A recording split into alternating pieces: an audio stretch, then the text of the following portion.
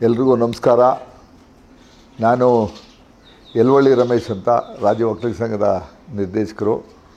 ಬಂಧುಗಳೇ, ಇವತ್ತು ತಮ್ಮಲ್ಲೆಲ್ಲ ಅದು ವಿಶೇಷವಾಗಿ ಚಿಕ್ಕಬಳ್ಳಾಪುರ ಲೋಕಸಭಾ ಕ್ಷೇತ್ರದ ಎಲ್ಲ ಮತದಾರ ಬಂಧುಗಳಲ್ಲಿ ನನ್ನ ಕಳಕಳಿಯ ಮನವಿ ವಿನಂತಿ ಏನಂತಂದರೆ, ಇವತ್ತು ದೇಶದಲ್ಲಿ ಭ್ರಷ್ಟ BJP ಬರೀ ಶ್ರೀಮಂತರ ಪಕ್ಷವಾಗಿ ಹೊರಹೊಮ್ಮುತ್ತಾ ಇದೆ.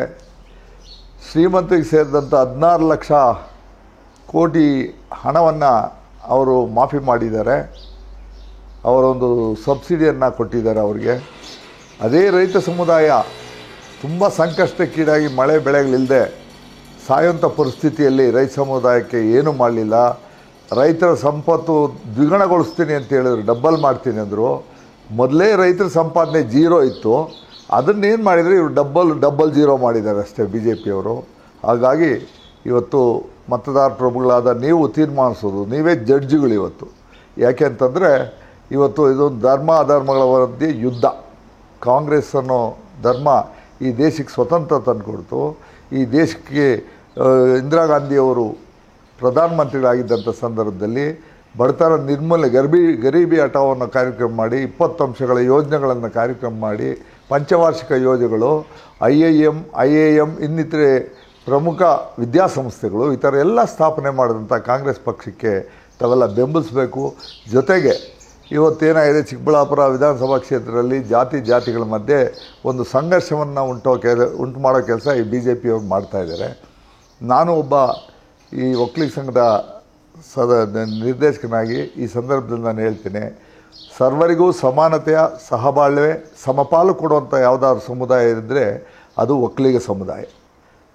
ಒಕ್ಕಲಿಗ ದುಡಿದು ತಾನಿಕ್ಕುವನು ಅನ್ನವನು ಮಿಕ್ಕು ಜನ ನಕ್ಕು ನಲಿಯುವುದಕ್ಕೆ ಕಾರಣನು ಒಕ್ಕಲಿಗನನ್ನ ಸರ್ವಜ್ಞ ಅಂತೇಳಿ ಒಕ್ಕಲಿಗನಲ್ಲದ ಸರ್ವಜ್ಞ ಮೂರ್ತಿಗಳು ಹೇಳಿದ್ದಾರೆ. ಹಾಗಾಗಿ ಇವತ್ತು ಸರ್ವರಿಗೂ ಸಮಾನತೆಯ ಸಹಬಾಳ್ವೆಯನ್ನು ಕೊಡುವಂಥವ್ರು ಕೆಂಪೇಗೌಡರು ಅಷ್ಟೇ ಎಲ್ಲ ಸಮುದಾಯಗಳನ್ನ ಒಗ್ಗೂಡಿಸ್ಕೊಂಡು ಅವರವ್ರ ಕಸುಬು ಅನುಸಾರವಾಗಿ ಪೇಟೆಗಳನ್ನು ಮಾಡಿಕೊಂಡು ಇವತ್ತು ವಿಶ್ವವಿಖ್ಯಾತ ಬೆಂಗಳೂರಿಷ್ಟು ಬೆಳೆದಿದೆ. ಅದಕ್ಕೆ ಪ್ರಮುಖವಾಗಿ ಒಕ್ಕಲಿಗ ನಾಯಕ ನಮ್ಮ ಕೆಂಪೇಗೌಡರು. ಅಂಥ ಸಮುದಾಯ ಇವತ್ತು ಜಾತಿಗಳ ಮಧ್ಯೆ BJPಯವರು ಧರ್ಮಗಳ ವಿರುದ್ಧ ಸಂಘರ್ಷವನ್ನು ಉಂಟು ಮಾಡ್ತಿದ್ದಾರೆ. ಅದನ್ನೆಲ್ಲ ಬದಿಗೊತ್ತಿ ಸರ್ವರು ಸಮಾನವಾಗಿ ಬಾಳಬೇಕು ಈ ಸಮಾಜದಲ್ಲಿ ಅನ್ನೋದಿದ್ದರೆ ದಯಮಾಡಿ ನಮ್ಮ ಸೀರಿಯಲ್ ನಂಬರ್ 3 ರಕ್ಷಾ ರಾಮಯ್ಯ ಅಂದರು ಬಂಧುವಯ ಈ ರಕ್ಷಾ ರಾಮಯ್ಯ ಅನ್ನೋ ರೀತಿಯಲ್ಲಿ ಇವತ್ತು ಶಿಕ್ಷಣ ಕ್ಷೇತ್ರದಲ್ಲಿ, ಆಮೇಲೆ ವೈದ್ಯಕೀಯ ಕ್ಷೇತ್ರದಲ್ಲಿ ತಮ್ಮದೇ ಆದ ಒಂದು ಅಪಾರವಾದ ಒಂದು ಕೊಡುಗೆಯನ್ನು ಈ ಸಮಾಜಕ್ಕೆ ಕೊಟ್ಟಿದ್ದಾರೆ. ಇದೇ ರಕ್ಷಾರಾಮಯ್ಯವರು ನನಗೆ ಬಂದ ಮಾಹಿತಿ ಪ್ರಕಾರವಾಗಿ ಕೊರೋನಾ ಸಂದರ್ಭದಲ್ಲಿ ಬೆಂಗಳೂರಿನಾದ್ಯಂತ, ರಾಜ್ಯಾದ್ಯಂತ ಸುಮಾರು 20 ಲಕ್ಷ ಬಡ ಜನತೆಗೆ ಆಹಾರ ಧಾನ್ಯಗಳನ್ನ, ಇನ್ನಿತರೆ ಸೌಕರ್ಯಗಳನ್ನ ಅವರ ಆಸ್ಪತ್ರೆಯಲ್ಲಿ ಫ್ರೀಯಾಗಿ ಟ್ರೀಟ್ಮೆಂಟ್ ಕೊಡೋದು ಕೊರೋನಾ ಕೇಸುಗಳಿಗೆಲ್ಲ ಮಾಡಿದ್ದಾರೆ. ಬೇರೆ ಈಗ ನಮ್ಮ BJP ಅಭ್ಯರ್ಥಿ ಕೊರೋನಾ ಸಂದರ್ಭದಲ್ಲಿ ಯಾವ ರೀತಿ ನಡ್ಕೊಂಡ್ರು, ಏನೇನಾಯಿತು ಅನ್ನೋದು ನನಗಿಂತೂ ಹೆಚ್ಚಾಗಿ ಸಮಾಜದಲ್ಲಿ ನಿಮ್ಮೆಲ್ಲರಿಗೂ ಗೊತ್ತಿದೆ.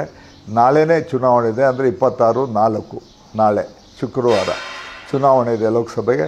ದಯಮಾಡಿ ಕೈ ಮುಗಿದು ತಮ್ಮಲ್ಲಿ ಕಳಕಳಿಯಾಗಿ ಮನವಿ ಮಾಡ್ತೇನೆ, ತಾವೆಲ್ಲರೂ ಕೂಡ ಮತದಾರ ಬಂಧುಗಳು, ವಿಶೇಷವಾಗಿ ಚಿಕ್ಕಬಳ್ಳಾಪುರ ವಿಧಾನಸಭಾ ಕ್ಷೇತ್ರದಲ್ಲಿ ಒಕ್ಕಲಿಗ ಸಮುದಾಯದ ಮತದಾರ ಬಂಧುಗಳು ಕೂಡ ನಾವು ಜಾತಿ ನೋಡೋದಲ್ಲ, ನಮ್ಮದು ಸಂಘ ಸಂಸ್ಥೆಗಳ ಚುನಾವಣೆ ಬಂದಾಗ ಜಾತಿ ನೋಡೋಣ. ಆದರೆ ಈಗ ಸುಸಂಸ್ಕೃತ ಹಿನ್ನೆಲೆ ಇರುವಂಥ ವ್ಯಕ್ತಿ, ಪಕ್ಷ ನೋಡಿ ಇವತ್ತು ನಾವು ಮತ ನೀಡಬೇಕಾಗಿದೆ. ಹಾಗಾಗಿ ದಯಮಾಡಿ ತಾವೆಲ್ಲರೂ ಕೂಡ ಕೈ ಮುಗಿದು ಮಗದೊಮ್ಮೆ ಕಳಕಳಿಯಾಗಿ ಎಲ್ಲ ಮತದಾರ ಬಂಧುಗಳಲ್ಲಿ ನಾನು ವಿನಂತಿಸ್ತೇನೆ, ದಯವಿಟ್ಟು 3ನೇ ಕ್ರಮ ಸಂಖ್ಯೆ ಹಸ್ತದ ಗುರುತು ರಕ್ಷಾರಾಮಯ್ಯ, ಅಂದೂ ಎಲ್ಲರೂ ರಕ್ಷಿಸುವಂಥವನು ರಕ್ಷಾರಾಮಯ್ಯ. MS ರಾಮಯ್ಯನವ್ರ ಕುಟುಂಬ ಅಂದರೆ ಇವತ್ತಲ್ಲ, ನಾವು ಚಿಕ್ಕ ಹುಡುಗರಿಂದ ನೋಡಿದ್ದೇವೆ ಅವರ ಈ ಹಿನ್ನೆಲೆ.